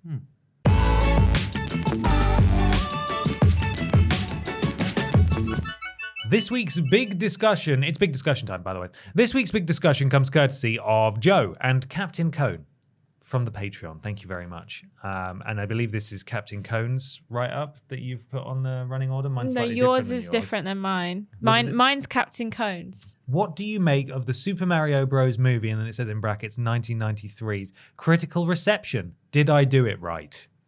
No, you didn't, you silly goose. You didn't do it right. We went on to our exclusive channel on Discord for patrons, and we asked if anyone would mind quickly typing out that question because we needed it because we want to talk about Mario. the Super Mario Bros. Movie, which Ashton and I went to go and see last night. And Peter didn't Nope. come. Peter was Resident not Evil. interested at all. No. So it was you, your Ben, Mm-hmm. myself, and Ciaran, the man who puts all the sexual references into Weirdest Games Ever and also edits this podcast. Hello, Yes. Ciaran. Hi, Ciaran. Came Hello along there. too, and we watched it, and Man, that movie felt short. it really did. I was expecting we went in there at 7 p.m. Right. for the start, and I was expecting to walk out probably about 10 p.m. Realistically, I know that's 3 hours, but you know when you're counting A lot for of adverts trailers. and Mhm. stuff, Yeah. and like maybe about it'll be after 9 at least. It was 8:45 when we left the cinema, and we waited until the end of the credits as well. Did you? Yeah. In case there was a post-credit scene. There There was. was. There There was was. two. Was it worth it? No. No, it wasn't. Do you know what the actual runtime was? Have you looked it up after Let the me fact? have a been look. 90 now. minutes, I It think, must have but- been 90 minutes because it was not long. But the main reason that it felt short is because it just didn't stop to It's catch an its hour breath. and 44 Right. minutes in total. An hour and 44 minutes. Yeah. Okay, slightly longer than 90 minutes. But it just wouldn't stop. And I'm not saying that necessarily as a criticism, but it did feel like it was the set pieces in some instances would start and then it would just cut to the end of the set piece like you knew what was going to happen. It We're was- here now. It was almost, and you're going to hate this, like scrolling through TikTok level quick. Like it was like, this happened, Level and quick. you've scrolled off to the next thing, and then now we're in a different location. It was like that kind of attention Yeah. span, like speed of light, kind of moving through things. Well, before you guys went to see it, initially only the critical reviews came out on Rotten Tomatoes, as is the case. They came out first, and it wasn't looking good. It was somewhere right in the middle. 53 currently. It's currently 53. I think at the time it might have even been like high 40s. yeah, it was 40 something. It's now 53%, but the audience score on Rotten Tomatoes at time of recording is 96%. It's not that. Bloody It's hell, not it's that not good. that It's good. not that Okay. good. It's not that good. For the record, Uncharted is 41%, so it is better than Uncharted. Yeah. Right. Okay. Which we loved ironically. Yeah. So usually when that is the kind of ratio you're dealing with, like, not very happy critics and pleased audience, that to me, I think everyone has their own opinion of what Rotten Tomatoes ratios mean. If something is like high critical, low audience, that isn't necessarily a good thing, and you might think, oh, well, it's probably going to be like really high Boring. concept and boring. Yeah. But to me, when it's like mid-critic, high audience score, that's usually a good time, if nothing else. It might be pretty mindless. That is exactly what Ben said. My Ben. Yeah. He was like, basically just switch your brain off and watch the movie, and it's a pretty good movie. Definition of a family movie, I would say. Yeah. There was, I don't know. I don't even know how to talk about it. I don't think that this. So I think the story of the movie was lacking. I think that like it was kind of boring. They tried to do too much in like they tried to get everything in the first Every movie. Mario reference. Yeah, so like no one could say like, oh well, why don't you include this? Everything is in this movie. Like there's obviously Donkey Kong, you've got Mario Kart, you've got like the platforming. There's even sort of like Super Mario Maker as well, to an extent, was in there. There's also like kind of nods to like Luigi's Mansion. There's nods to Jumpman. There's Baby Mario. There's Zelda as well, very briefly. Very at the market. briefly, Like, yeah. you just blow into this and it plays a song. Yeah. Did Mario briefly become Paper Mario at some point? No, on but he the did 3D? become a cat and a tanuki. cat, right, And there was like so many things that they were just like, you didn't even linger on it long enough for it to be like, register in our brains. But like, I kind of wish that they'd done less and made it more of an actual movie. Like it felt like it was like just a bombardment of nostalgia and Easter eggs. And I did appreciate it. Like I was like, nice. Because like every single character in the movie was a reference to something. It's the Leonardo DiCaprio like meme Yeah, where it he's is pointing. that. Yeah, pretty much. Yeah. Like there was Jumpman, and then there was the Wrecker crew from like the the Jumpman game. He was in it, and like there was just, like I say, everything was in this game. And I do kind of wish that they just like taken a few little bits out and given us more of a story, because like I say, it's the perfect kids movie.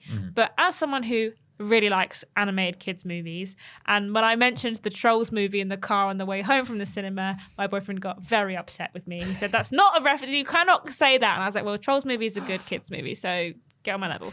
But that has a story that I feel like has an arc that finishes at the end of the movie, and a kid can appreciate it and an adult can appreciate it. For this movie, it felt like a kid could watch the movie and they'd appreciate the story, but an adult was only there to see Mario and see the bits that they recognize from Mario. That's the only thing about it that I thought was like, fine, it's a movie. You can call it a movie. It's an hour and 45 minutes long, but it is not objectively a good movie. Chris Pratt's voice, Well, that was going to be my next question. not bad. Not bad. He does sound a lot like Jerry Seinfeld does. Right. at several points. Yeah. And he does the deal with where it's sort of like, what do you mean you've done that? He does a lot of sort of like, Yeah. sort of voice in It's there. not something we've never heard before, that's for sure. No, it's not. But it's not just his voice. No. There were several points where I was like, that I wasn't actively thinking that's Chris Pratt. Whereas for several of the other characters, I was thinking that's Seth Rogen. But I was absolutely fine with that. But to be fair, Seth Rogen didn't hype up his performance and wasn't under as much scrutiny. So Seth Rogen did the Seth Rogen laugh, Oh, it was so which good. actively made Ciaran like out loud sigh and then giggle to himself because it was just so Seth Rogen laugh. just Donkey Kong rearing up and then just goes. For God's sake. It's really silly. Visually fantastic. Yeah. Like, looks, Very, very animation wise, like looks excellent. The musical remixes, oh my god, all the music including was so good. elements of several soundtracks. Really, Like, really good. Every single time there was like a little bit of Mario, I had the stupidest grin on my face. Like towards the end, it's not really a spoiler. They get the star and it does the like, but it's like not that. Like the way they do it is so clever. Like the way they've mixed the music in is so good. And that was the one thing that I was like, the whole time I was like, wow, the music in this game in this movie is great. Like it's really good. Jack Black chews up every piece of scenery available. Like Right. he really does just go full Jack Black I at bet, several yeah. points, and it's great. Like I had no issue with that at all, and it was the humor was pretty much purely derived from just slapstick. Like, sudden he gets hit with something. Jumps on the crate and bashes his head or whatever. Yeah, pretty much. Yeah, it's such a fan service film that Ashton's right. It didn't feel like there was really... The story was of little consequence, and we didn't really get enough time because you're coming into it and it's like, that's Toad, that's Princess Peach, that's Mario. And some of them got a bit of backstory, but none of them really got enough bonding time for them to for there to be a really sincere connection between the characters. You could argue that that's not necessary because that's what the past 30 years of Mario have been for. But in terms of it being a film in its own rights that's introducing these characters to you, I don't feel like it did a very good job at that. They teased a second movie right at the end. To save you having to sit through all the credits, it's Yoshi in an egg. Okay. You hear the little... and I kind of wanted the egg to hatch. So can you do that again? It's pretty good, eh? That's pretty good, yeah. Great. I really Mikey's wanted to the egg to crack and just it to go, wah!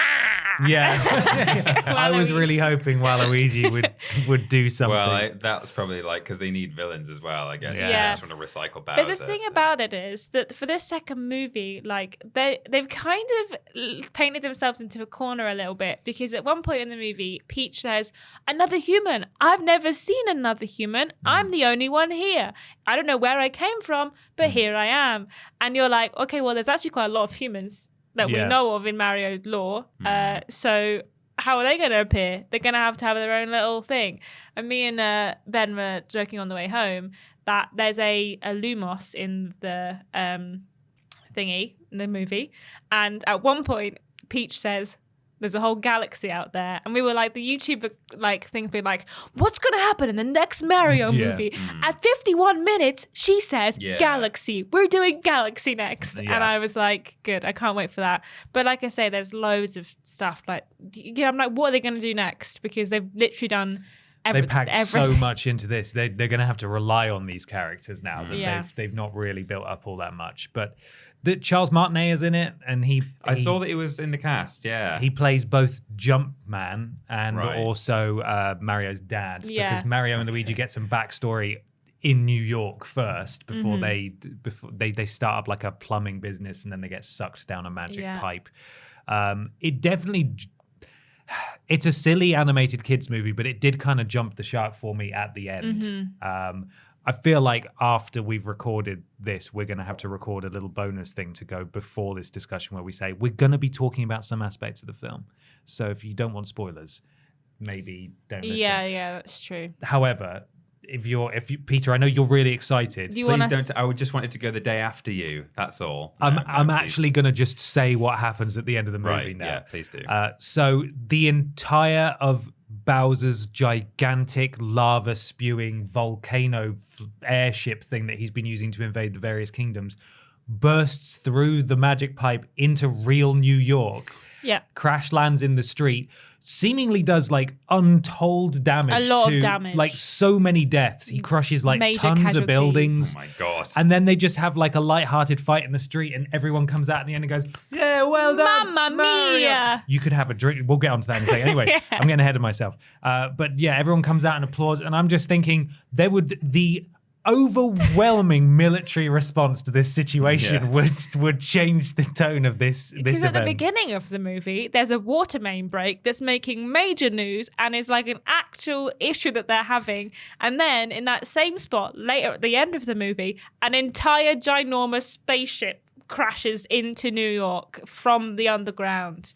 Yeah. And then at the end of the movie, they're just back in the Mushroom Kingdom. Yeah, they just hop between. And just there's living there. No one's oh my God, what is that mushroom man? Yeah, there's a giant there's a turtle breathing fire. Dragon. Everyone's just yeah, this is fine. Woo! You got him. But seemingly only Mario and Luigi are the ones who can jump between the two realms. There's a half-hearted sort of love story between Peach and Mario, but she's just sort of uninterested. They have, I think, maybe 2 conversations like that the entire movie, and she tells him where she's from, which is she stumbled out of a pipe when she was a baby, and the Toads raised her to be the princess. Right. Yeah.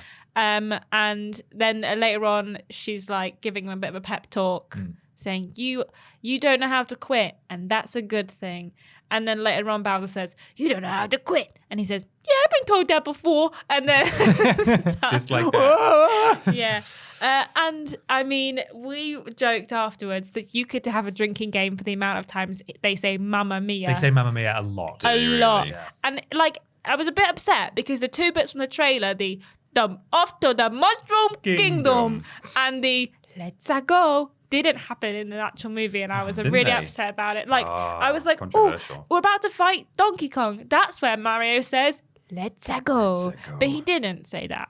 So, So in summary, in summary, it's crap, but like in a really enjoyable sort of turn your brain off. If you like Mario, if you want to take the kids to the cinema to see something, you're going to enjoy it sort of way. yeah, But not for me.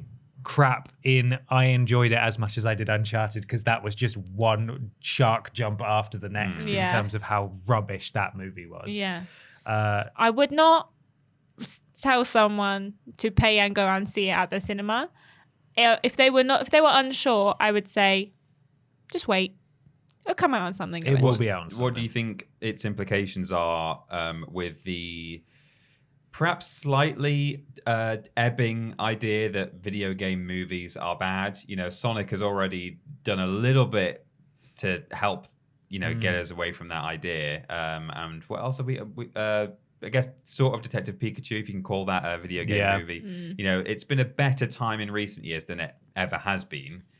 Do you think this helps or hinders the idea? I think the production value for video game movies are getting better. Yeah. I think there's more interest. I think this will make a lot of money, just like the Uncharted movie made a lot of money, because I think the fact that video game movies are not improving in quality, No.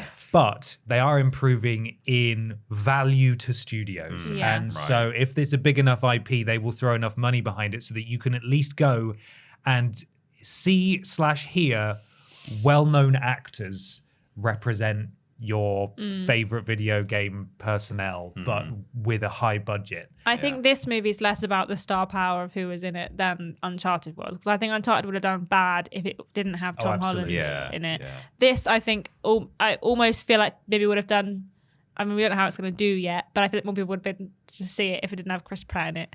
Yeah, I think some people are Possibly. actively not going to see Yeah. it. That's one of the reasons I don't want to see it, is because Chris Pratt's in it. I'm not actually a big Seth Rogen fan either. So No, I kind of find him annoying. Unbelievable. But I don't necessarily I would not say that this is an improvement in quality from other video game movies we've seen. I just think because it's animated, it gets away with more. Yeah. Yeah. I don't necessarily think having not seen Welcome to Raccoon City, I could not say that this was potentially better than what was a bad movie, but I think it's animated and it's aimed at kids, so it gets away with more than a movie like Raccoon City, which was not animated and not aimed at kids. So I think I don't know if it's an improvement on the genre, but also it's a movie for kids, and if an animated movie does well, then there will be probably more animated movies on the value horizon. of the genre, if nothing else. Okay. Well, Yeah. okay. If you have sat through all of that because you didn't care about spoilers, then let us know what you think about the Mario movie below. Maybe you've already seen it and you just wanted to hear us talk about it. What did you think? Try and keep spoilers out of the comments though if you can, because I'm sure some people have not seen it yet. Use code and would like to words. see it. Yeah, code words, sure. Thank you for listening/watching. And Peter's going to tell you where you can interact with us if you want to. YouTube.com and twitch.tv/Team TripleJump. We do videos on YouTube and we stream on Twitch. Occasionally, we may still be streaming on YouTube for special days, but Twitch day to day. When we're streaming on Twitch, we're modded by Lord Brotovich, Trialing Badger, and Mr. Black. And if you've got Amazon Prime and you're already paying for it at no extra cost, you'll be able to redeem a subscription to us on Twitch. It's all part of the bundle. Twitter.com and Facebook.com/Team TripleJump for video and live stream announcements, legacy video content, Twitch stream highlights of the week, all kinds of things put there by us and our community manager, Fraser. We've got a TikTok, which is TikTok.com/@Team TripleJump, where Ashton puts the TikToks. They're great. And patreon.com/Team TripleJump. There are loads of tiers available on our Patreon. So if you have a look at them all, decide which one might work for you if you fancy supporting us via Patreon. And you get to do things like see Worst Games Ever early and do podcast related things as well. So check them out. We have a website. It's triplejU.mp. It spells jump. It's very clever. If you want to join Discord, it's triplej.mup/Discord. Chat with our wonderful community. And if you are on Discord, you're modded by Jack, Joe, Tori, and Hollow Eyes. And so to do something, bloody well do it, all right? If you want to listen to the podcast in its audio form, so go to triplej.mup/podcast to catch up on any of our live stream VODs, which we will still be uploading on YouTube, I promise. Go to triplej.mup/VODs. And to book a cameo from any of us or James Jenkins, go to triplej.mup/cameo. And lastly, if you want to get some sick and cool merch like this, like this, like this, like this. We've got loads of these available. Buy them, please. Go to TripleJumpShop.com and make sure you're following at TripleJumpShop on Twitter for the latest merch announcements. Please buy the merch we have on the website because we can't do any more until we buy those because we have lots of them. Yeah, we've got lots of logo merch, which was an intentional decision to be clear. But if you want some new designs, which we want to bring you, then help us out. Buy some logo merch. Why not follow Peter and Ashton on Instagram and Twitter at that Peter Austin and at Scrambled Ashton, and myself just on Twitter at confused_dude. We do lists every Monday, Tuesday, Wednesday, Thursday. Streams every Monday, Tuesday, Wednesday, Thursday, Friday. Thursday being the joint stream Blaze it on Twitch as well. All of them on Twitch. Got to find out a better way to say that. Worst Games Ever is fortnightly, Friday for patrons of a certain tier, Sunday for everyone else. The podcast every Saturday, and we do shows all the bloody time. Why not leave a 5-star review on your platform of choice? It helps something to do with Algore's rhythms, and we'd really appreciate it, and it's free. So thank you. Few things out this week, potentially. Yeah. Today is Thursday, time of recording, and we have a finished version, first draft of our next ranked list. So I need to check it today, and if there's anything that needs changing, it needs changing in time for tomorrow, probably would be the day it would go out. So there may have Sunday. been... Sunday. Or Sunday would be the day? And Okay. it's a on the schedule banco. for It's a Sunday. banco tomorrow, so no one's at work. Don't call it that. So in that case, Sunday, tomorrow, there may be a ranked list. There might not be if there's not time to get it done. But there you go. Have a look out for that, maybe. Yeah, If then- not, next week. Definitely next week. Yeah. If not this week. We also have another great video from James Jenkins. So we were talking about that E3 one earlier. Well, this one is about the Google Stadia, and it's what went wrong with Stadia, and that should be out already on the channel. That's the Friday Will have night. been out on Friday. So check that one out. It's a James did a good fantastic job. video. So if you want to learn the ins and outs of what went wrong with Google Stadia, tune in, watch it, share it, tell your friendos. And finally, of course, check out the WWE 2K23 brand deal, sponsored, pay-per-view, but free to view. What am I trying to say? Video on the Cultaholic YouTube channel, which is an edited down version of what we streamed on Wednesday. We'll share it on social media. We will. We will. It's going to be dead good. And so check it out. will we add it to a playlist on the VODs channel? Yeah, we'll put it in the joint stream playlist on the VODs channel. So even will. if you are not capable of navigating over to the Cultaholic side, you can still find it in the joint playlist on the VODs channel. So there we are. Thank you so much for watching / listening, everybody. Ashton, do you have the sponsor there one last time? Do I have to read it again? It was Yes, really you bad. do. Well, it's the Super Mary Rose, like the sauce you put on a prawn cocktail, movie meal from McDonald's. Brilliant. That's it. Look after yourselves, everybody. We'll catch you next time. Bye. Bye.